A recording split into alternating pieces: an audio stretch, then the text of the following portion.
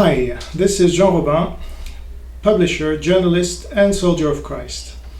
I'm going to talk to you about Jordan Peterson and Ben Shapiro, two of the greatest North American intellectuals at the moment, according to me, and they're both conservatives, and I'm also conservative, so I pretty much enjoy what they're saying in general. But this time I wanted to talk to them about something I believe they're wrong, and it's free will. So they both believe hardcore free will, and they have no proof of it whatsoever, but they still believe in it. So they believe in this illusion that I've written about in a book, in a French book, not yet translated in the US or in English, called Free Will Scientifically Refuted. And even though I'm not obviously like Sam Harris, a new atheist, because I'm a Calvinist, I think he's right on this one, because Calvinists don't believe in free will, and I'll come to that in a minute. So it's to discuss about an exchange that Jordan and Ben had recently. You can see it on a video called Jordan Peterson Clash with Ben Shapiro on free speech, even though the title is wrong too. They don't clash. They pretty much agree on this question. And I've got a lot of good things to say on these conservative thinkers, as I said, but this time I think they're dead wrong. So they believe in this illusion of free will. And why do I say it's an illusion? And that Sam Harris is right in his book Free Will, in which he demonstrates that free will doesn't exist. Well, nothing can escape the law of causality. Okay, there's nothing that can escape it. All effects have a cause, and there's no way around this. So, that's scientific, and that's 100%. So basically, you just have to admit, even though morally it could be difficult to admit, it's a fact. So if you stick to the facts and not to the emotions, as you like to say in general, especially Ben Shapiro, then you must admit this. There's nothing around the law of causality, or law of causality is wrong. But I'm not sure you're going to go down that path. I'm pretty sure you're not. So there's no proof whatsoever that free will exists, neither scientifically nor biblically. And I'll start with the scientific one. So I told you about the law of causality. We could talk also about your birth. You didn't choose, nobody on earth chose his or her birth. And still, this fact, this no choice of being born, will determine everything else in your life. So there are tons of proofs, however, scientific proofs that free will does not exist. And I could mention a lot of the scientific experiments that I mentioned in my book. So you got the experiment of Libet, you got the experiment of Milgram, the experiment of Solomon H at the beginning, and the experiment of the marshmallow. And it's very surprising to me that somebody like Jordan Peterson, who really sticks to the facts and to the social experiments in general, scientific experiments in the social area, is so much misled by this belief in the illusion of free will.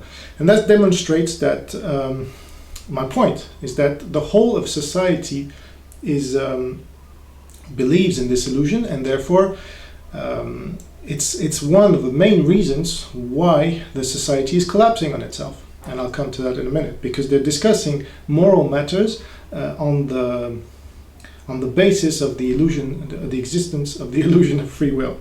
So there's also, but just to stick to the proofs as far as the Bible is concerned, since Jordan Peterson is a Christian and he's been studying the Bible on a psychoanalysis way, and Ben Shapiro is Jewish, and so he's got part of the Bible as well as a Jew. Well, there's no proof whatsoever that free will exists. Yeah. So I quote the Old Testament. You can check it. Psalms 135, and then verse 16. You can check it out. I don't know the psalm in English, and I don't have access to the internet at the moment, so you can check it out. It's in your Old Testament, and it definitely proves that there's no free will. In your own book, Ben, the Psalms were written by David, and so it's got nothing to do with Jesus or whatsoever, even though we believe that it's the same God, obviously, but you don't, and so fine with it. But then how do you explain Psalm 139, verse 16? You don't. So, I don't know, check it out. But the Jews in general, I would say 99.9% of them still believe in free will. That's a mystery to me, and that's one of the reasons why they're not Christian. Because once you're a Christian, and I mean a Calvinist, because there's what we call Arminians, to differentiate Calvinists from those who say they're Christians, but still they believe in free will. You see, there's a big gap. And Luther wrote a whole book that I made a video on in French, on the bind of there's no free will, he said. And that was a main point of his argument against the Catholic Church. So, except for Calvinism, all of the other religions or beliefs in the world believe in the illusion of free will. That's really something different with Calvinism. And so I made also a video in French about Michael Jordan to just prove my point, that Michael Jordan wouldn't have been able to be Michael Jordan had he measured 20 centimeters less, or I don't know how to measure that in English, but he was 6'6". Had it been 5'8" or 5'10", he wouldn't have, like his brother, even though his brother was better than him, according to Michael Jordan himself, Michael Jordan wouldn't have been able to be Michael Jordan. So, he was born black, and that helped him a lot. He was born tall, with tall hands, and many other stuff that he didn't decide, and he wouldn't have been able, with his free will, what you call free will, and I call the illusion of free will, he wouldn't have been able to be Michael Jordan. Even his will was given to him, and he could not help but to be like he was, like this hard warrior, on the court.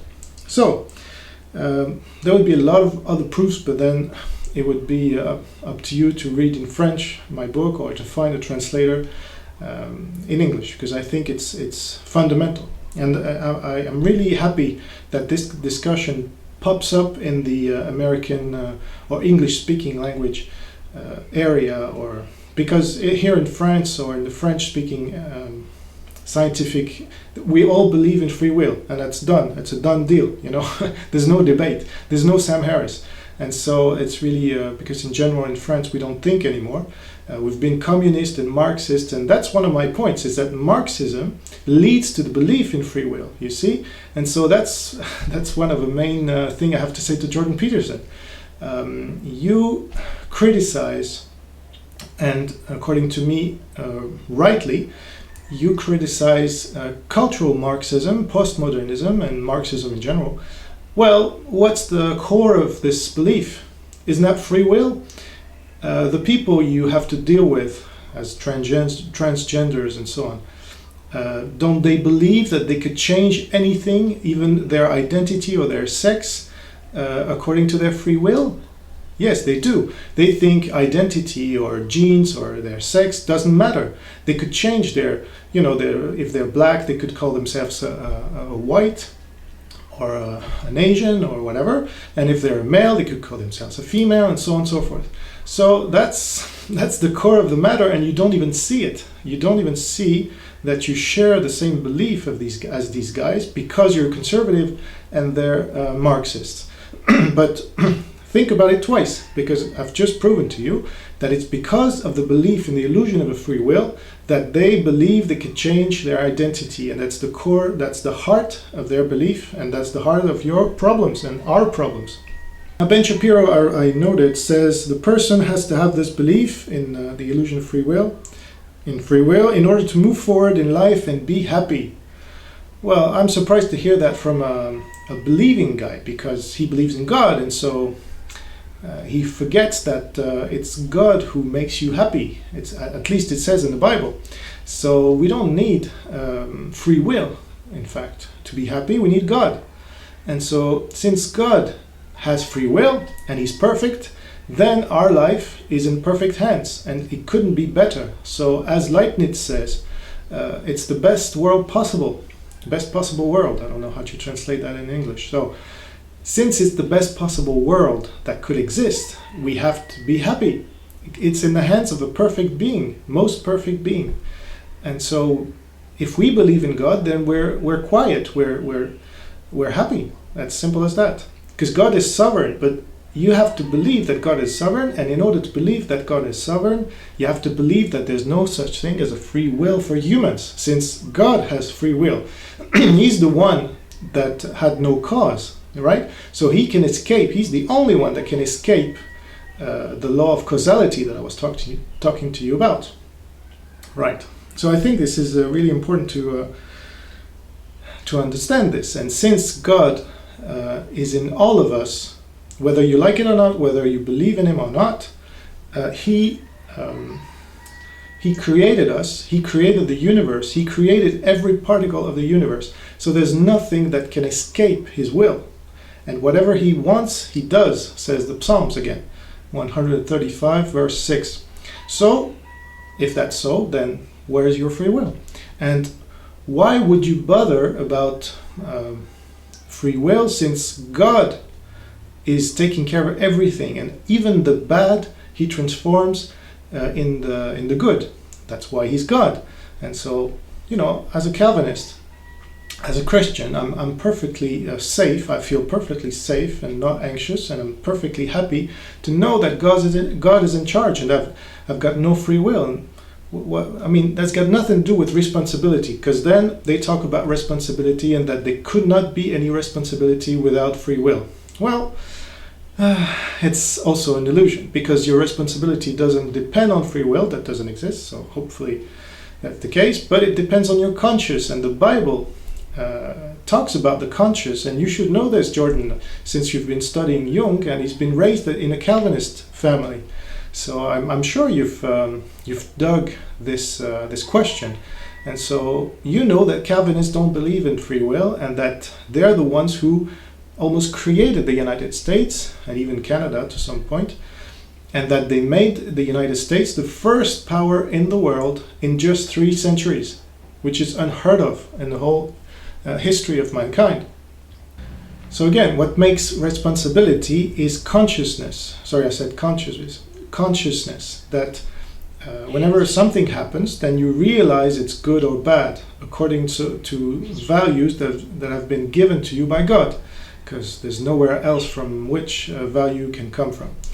And so I agree with you when you criticize Sam Harris when he says, okay, there's no free will, but we should believe in it even though it's fake, because otherwise we cannot live. I think it's dumb, and I agree with you, Jordan. Now, I believe there's no free will, and that we should live in accordance with this belief that there's no free will. And that's not just a belief, that's a fact. It's a scientific fact.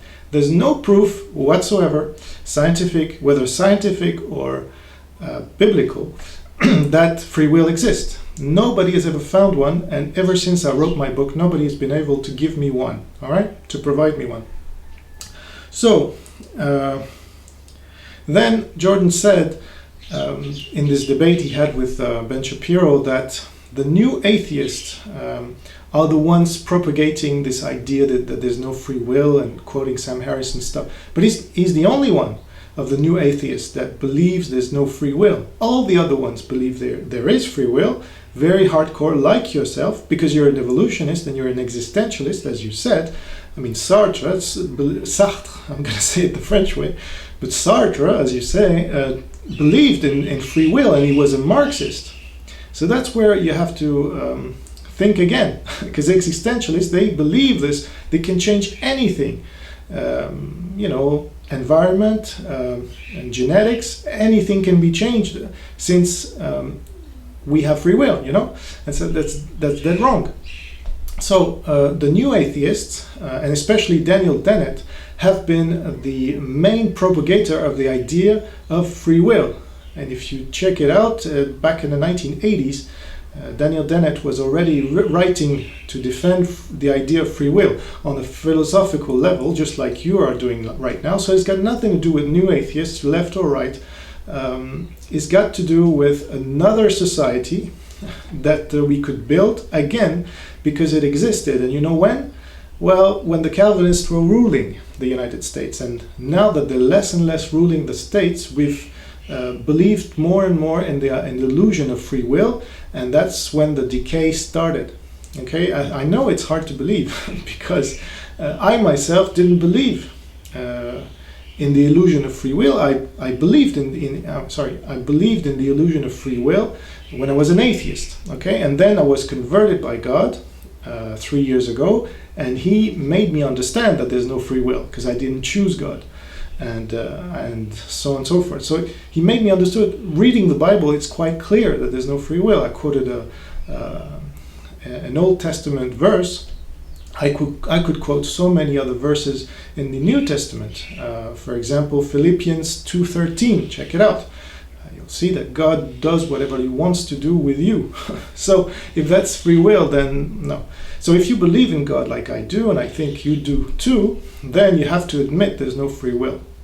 And then there's another conservative called Stéphane Molineux that you know very well because you've debated or been interviewed by him.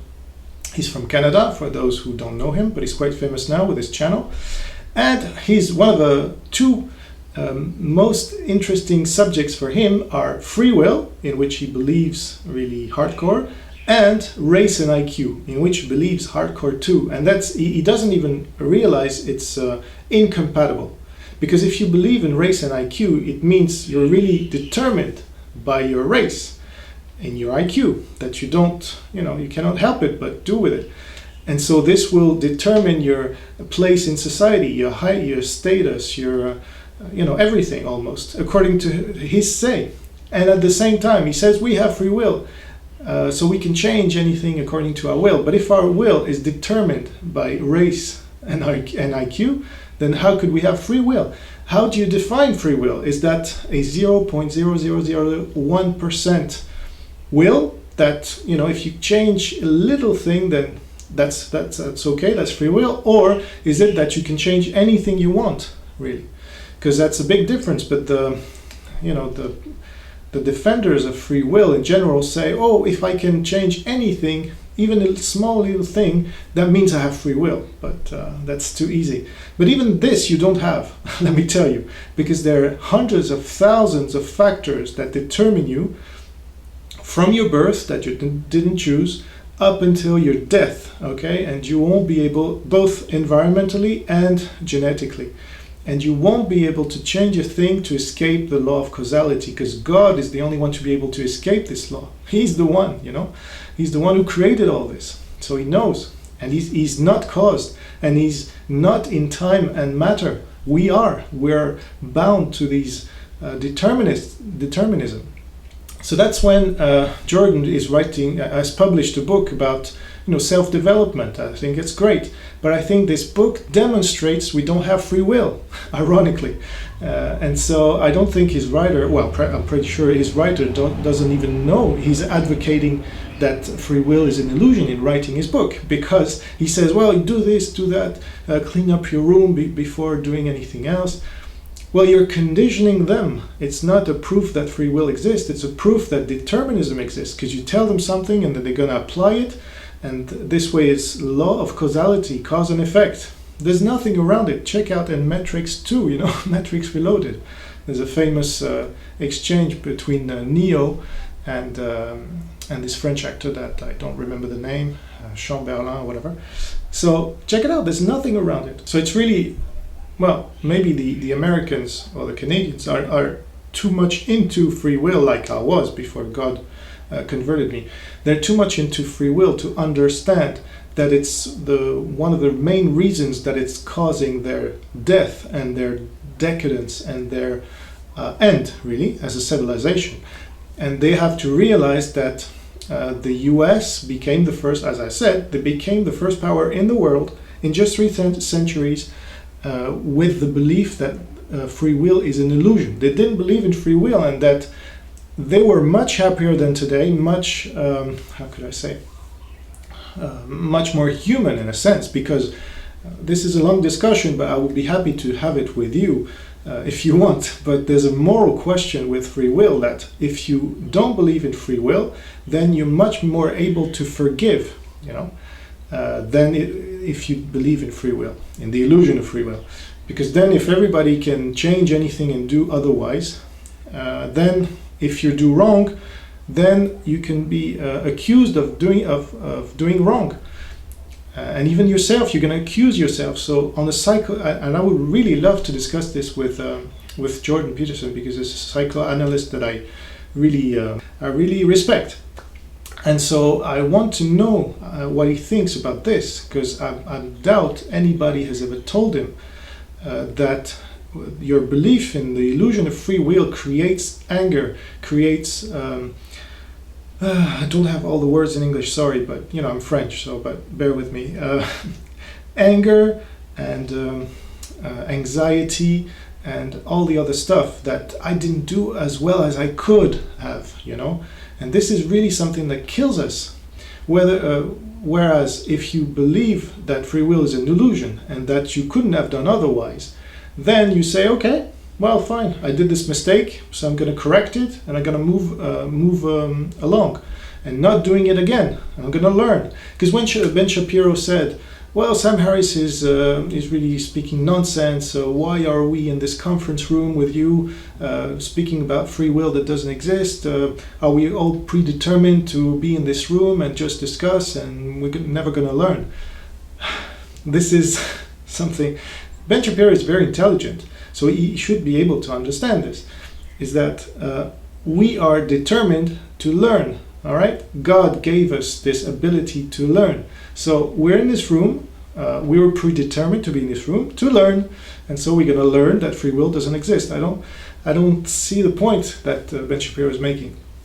So that's what I wanted to say to those both intellectuals that I really respect, but I think they're really wrong on this, and I'm very eager to watch the debate between Sam Harris and Jordan Peterson on the subject, if they tackle this subject, of course, and if not, I'd be happy to discuss this with either of them to be able to move, to ramp up the skill, as I say in French.